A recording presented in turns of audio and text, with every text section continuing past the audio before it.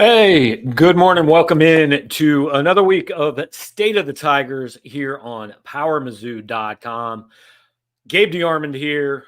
Our show every single week brought to you by James Carlton at State Farm Insurance in Webster Groves, Missouri. You can get in touch with James at carltoninsurance.net on the phone at 314-961-4800. I know James is super excited to get into Mizzou football season.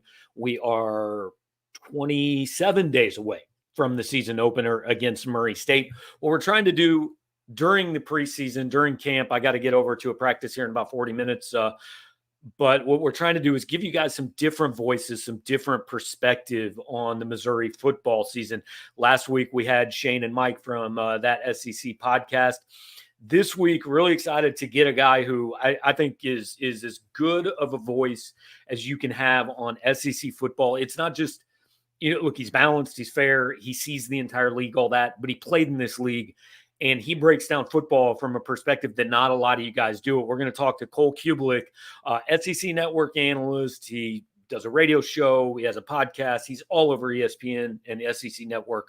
But he played offensive line at Auburn. He really gives you a view kind of in the trenches. And so that's a lot of what I talked with Cole about is that Missouri offensive line, that offense, the running game, how it revolves around these five guys up front, gives you some perspective on the individuals. So I want to let you listen to my conversation with Cole Cubelic, and then I'll be back after that.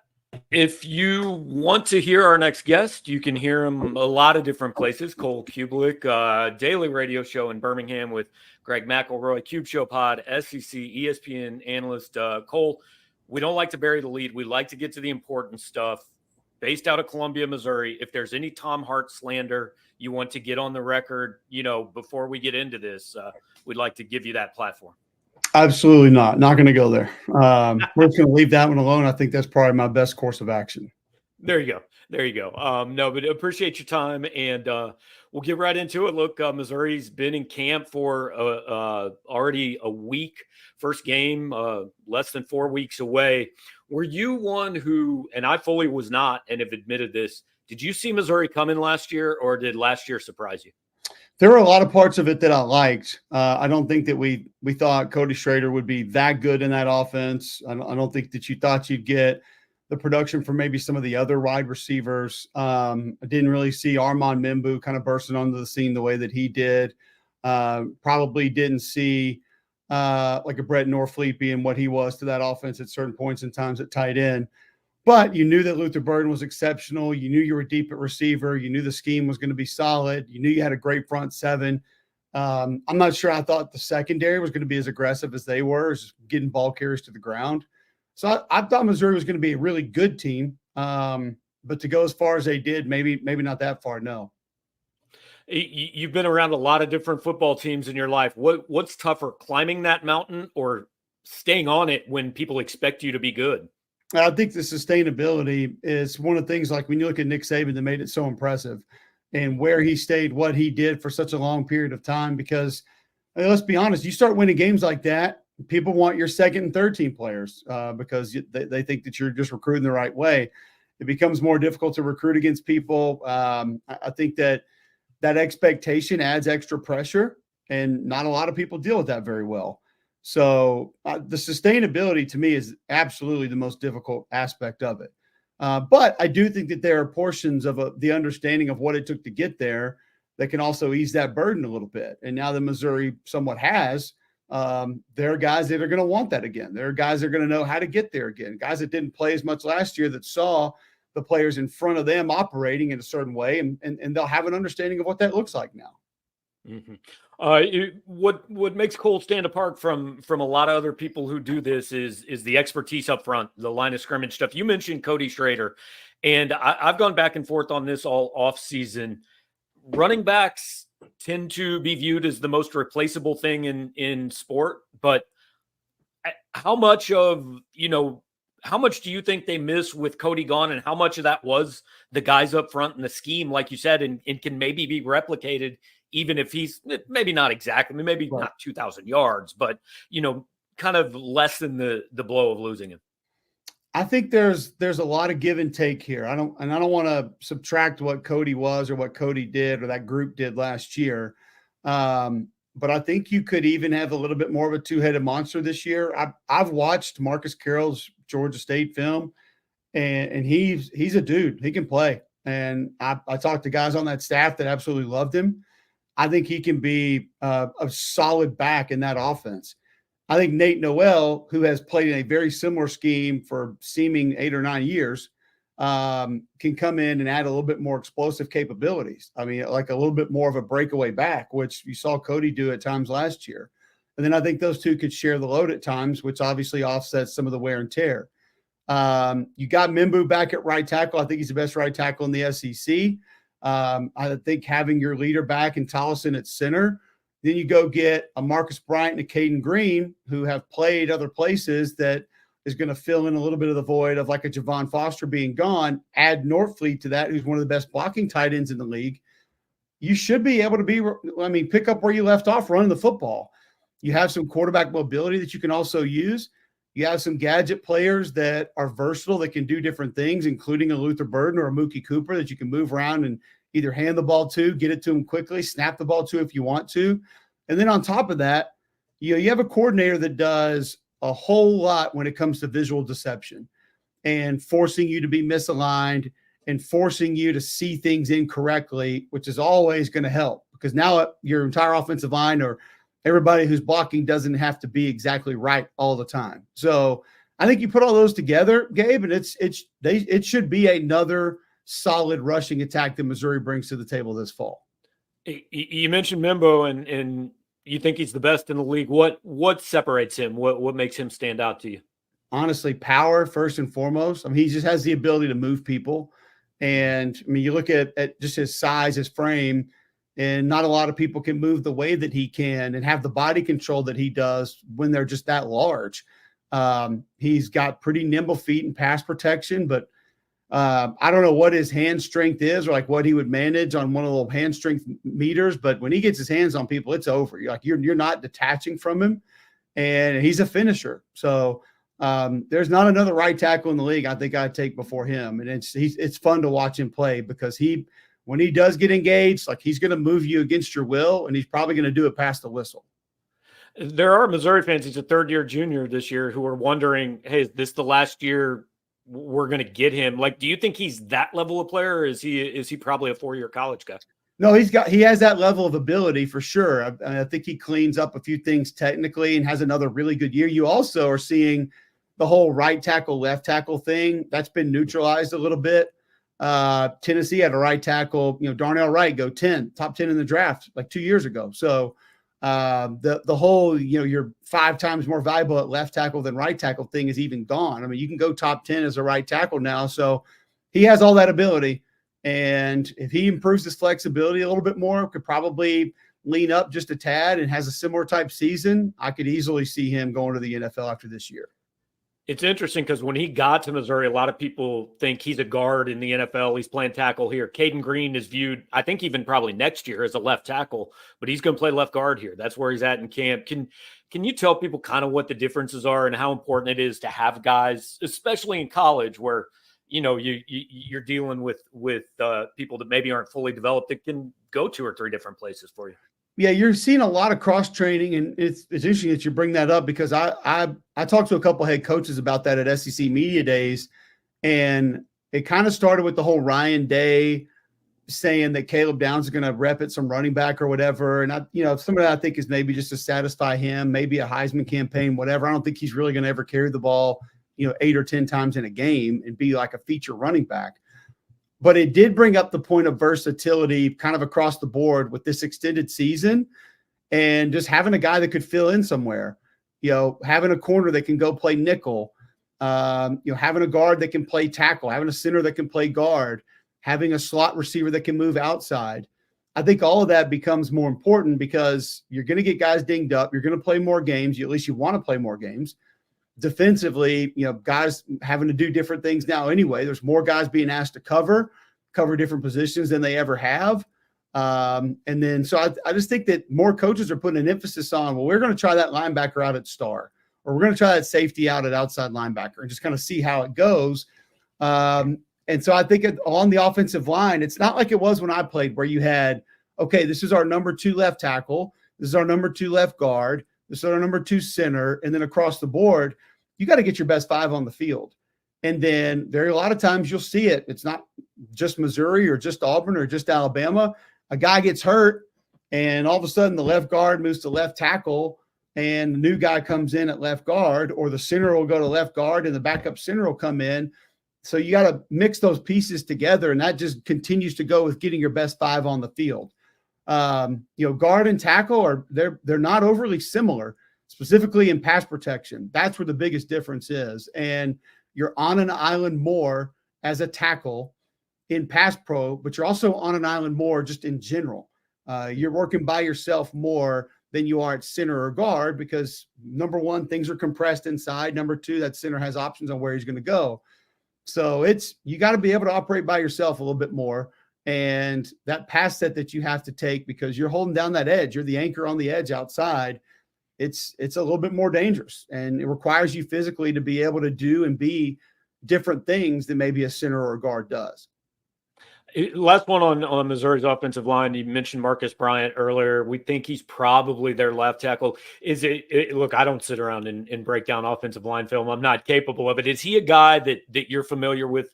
Yeah. Did you see much of him at SMU? And is he a guy that you think transitions to this level all right? No, I watched his film. He can play. I've talked to Rhett about him. Rhett really hated losing him. He lost 2 starting offensive linemen to the SEC. Their center is going to be starting at Oklahoma this year, and he was also a really good player. But Marcus Bryant's got the frame. I think that's the main thing when you see some of the group of 5 tackles specifically. They'll be a 6'6" guy or 6'7" guy, but they'll be 295 or 305. Or, you'll see a guard that is maybe, 295 and 6'1", 6'2". Like it's either a few inches short or a few 10, 15 pounds too light. Marcus Bryant he is a prototypical SEC tackle right now. And he's got that physicality. I think he's got great feet, good body control, good body balance. So, and then he fits into with a lot of what Rhett was doing. Maybe not as much of the stretch play, which he'll have to get a little bit more acclimated to that. Not that I don't think he can do it, but that's the thing with the stretch play is, and Missouri was dominant with it last year, is there's so much of it that's a feel, Gabe. And that's not just me. That's me working with a tight end or working with the guard or the center and guards working together. You really have to have an understanding. When do I stay? When do I go? When do I help? How much do I help? And you kind of can't coach it. You just have to rep it over and over and over and just try to simulate everything that you might get. And that's one thing that group had last year. They were in sync. I mean, they were the chemistry that they had specifically with that play was fascinating to watch. It was fun to watch. And so that's something that'll come with time. But yeah, I think he's a ready-made SEC tackle right now. I want to flip sides of the football and then get a couple conference-wide and get you out of here. Not a lot of questions about Missouri's offense. I think everybody thinks it's going to be pretty good, probably even a little better than it was last year. Lose 5 NFL draft picks on defense, at least 1 at every level. What to you is that, plus the coordinator, what to you is the biggest thing that you look at and say, this is what made them good last year and this is what they got to replace? 2 things that I thought this defense stood apart from a lot of others: the disruptors up front. And that's something that I think we are way deficient in the SEC right now. And a little bit last year, but going into this year, it's not. I mean, we're used to seeing every team. Auburn has 3 guys, Georgia has 5 guys, Bama has 4 guys, Florida has 2 guys, Mississippi State's got a guy, Ole Miss has a guy, Tennessee's got 3 guys, and it's not like that right now. It really isn't. Missouri had 3, 4 that last year. You just couldn't handle one-on-one. You couldn't do it. And you could move them inside, outside, you could do different things. That was number 1. And as I brought up a little bit earlier, and Roman Harper and I would talk about this before our show on Monday nights a lot, is just it's one thing to cover. It's one thing to be able to attack the football.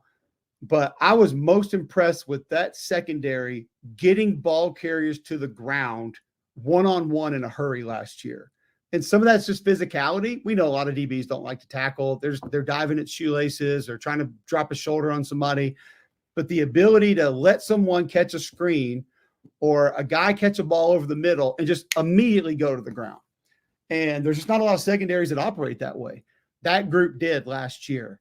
If they can find a way to get close to that. I think they'll have enough up front to still be problematic. Now, will they be as problematic? No. But Christian Williams in the backfield last year. Johnny Walker was in the backfield almost as much as anybody last year. Zion Young can play. Chris McClellan's got some juice. I'll talk to some of the guys at Florida about him. He's got something in there. It's just, I think with a lot of these portal guys, Gabe, I say this over and over. I feel like with guys from especially a bigger school going to another big school, it's not that they don't have the juice or have it in the tank. It's getting it out consistently. And I think with McClellan, he's kind of one of those guys. Has ability, but can you get it out on a regular basis? If you can, then that's going to be a good hit for you. So, you've got linebackers that have played. I'm not overly really concerned about that. I would just say being similarly disruptive up front and getting ball carriers to the ground when they do get in space, be it down the field or on the perimeter. The guy who grew up watching the Big 8, covering the Big 12, it's taken me a long time to get used to. Like a third of that league is now in the SEC and all that. But now that this season is getting close, personally, I think it's going to be the most exciting thing we've ever seen with OU and Texas joining this. I mean, I think 9 of the 16 teams in this league legitimately go into the season saying if things go right, we can make a 12-team playoff, and you're going to get to November and fan bases that have never been in this in November are going to be in it. Do you just think, whether it's good or bad for college football overall, from the SEC point of view, this might be the most exciting season we've ever had? And I think really when you look at that, what makes it the most exciting to me is, listen, everybody wants to win a championship, right? Everybody wants to go out there and say, we made it to the playoff. We won a couple playoff games. We won a national title. And we know that Georgia's at the top, and there's a little bit of separation. I think you could go tier 2, and you would probably look at Alabama, Texas, Ole Miss. I would probably have Missouri there. And then some people may have Tennessee there. But it's that next tier of, even if you had Missouri or Tennessee there, or if you had them elevated, it's kind of like Auburn's got a chance to really improve. Oklahoma's going to be a really dangerous football team. I don't think Florida's going to be near as bad as a lot of people are saying. You start to look at sort of either the bottom of tier 2 and tier 3 kind of smashed together. What teams are going to separate? What teams are going to fall? LSU is right there as well. Like, you lost a Heisman Trophy winning quarterback, 2 first-round receivers. Your defense wasn't good, and 3 of the best 4 defenders are gone. But you got a quarterback with experience, good group of receivers, best offensive line in the league. Like, you're going to be dangerous. I think that is going to be fascinating to watch. And then the other part of that when we get towards the end of the year, Gabe, that's going to be really exciting is we're going to have this logjam of 10-2, 9-3 teams. Normally, we have said, don't have to worry about those teams. Well, we have to evaluate those teams now of whether or not they're going to get into the playoff. And it's something that Greg and I brought up on our show. I think Missouri and Ole Miss are 2 really good examples. I think Penn State is a really good example of everybody just says 10-2 Power 5 conference, you're in. Well, look at those schedules and say all of a sudden 10-2, if you have to start to state your case on the other side of that and say, where's the strength of your resume now? Present that to me. That might be a little bit more difficult sell than some people believe, but it goes back to your point. It's going to make it all so intriguing, so much fun to watch. There's going to be more games that are more important later in the year. I'm with you. It's going to be awesome. It's going to be incredible. But I think actually the middle of the league, and maybe who just gets to the middle or who goes just above the middle of the league, is going to be a really fun watch, because it's going to keep some teams out, and maybe one of those teams actually elevates and finds a way to get in. Yeah, like 3 or 4 of those teams you mentioned are going to be teams that aren't playoff teams, but they're the reason somebody didn't make it, right? And so Oklahoma, perfect example, because I think Oklahoma plays like every playoff contender in the league this year. So last thing for you. So look, Georgia, Texas, if you don't make a playoff, probably Alabama, if you don't make a playoff, that's kind of a failed season. Fair or not, that's what it is at those schools. But then we get myopic with the teams we cover, with the team we follow every day. Curious, outside point of view, if you're a Missouri, if you're an Ole Miss, obviously you have those goals. You want to get in that playoff. But what's a successful season for a program like that? Yeah, you want to get in, but what if you go 9-3 and you just miss it, or 10-2? How do you define success in this era where 12 teams are going to define it one way, but everybody else got to find something different? you can have a good year, but still not meet your expectations. And I absolutely think the expectation for both Missouri and Ole Miss should be to make the playoff this year. Schedule aids that, of course. There are going to be seasons that you look at, like Georgia's schedule. If that wasn't Georgia, you give Georgia's schedule to Auburn or Missouri or Texas A&M, we're talking about it the same way we talk about Florida's schedule this year, because it's this insurmountable obstacle that you're just not going to be able to get through. But because of the schedules, the expectation should be to be in the playoff. Now, that doesn't mean that 9-3 is a bad year. Again, I think Oklahoma's a good example of that last year. Nobody talked about them being a good team or doing good things. Hell, they won 10 games. When I played, that was a great year, and we'd be thrilled with that. Georgia fans are upset with their season last year. You lost one game. So we have moved into this playoff era where it's a little bit of playoff or bust, national championship or bust. They were Bama fans. I mean, I remember Bryce Young came up to media days a couple of years ago and was like, "We failed." I was like, "You won an SEC championship. Like, what are we talking about?" So it's all of that is a little bit different. I'm never big on saying that if you don't do one thing, your season is automatically a failure, because ultimately you're still building year in, year out. You always want one year to aid in what things could be or hopefully will be the next year. But the expectation, make no mistake about it, should be for Missouri to get to the playoff this year. It can still be a good year without that, because you're going to have injuries, ball's not going to bounce your way, all those things take place. But I think it's also fair to say that every Missouri fan should have a little bit of disappointment if they don't end up in the playoff this year. Yeah.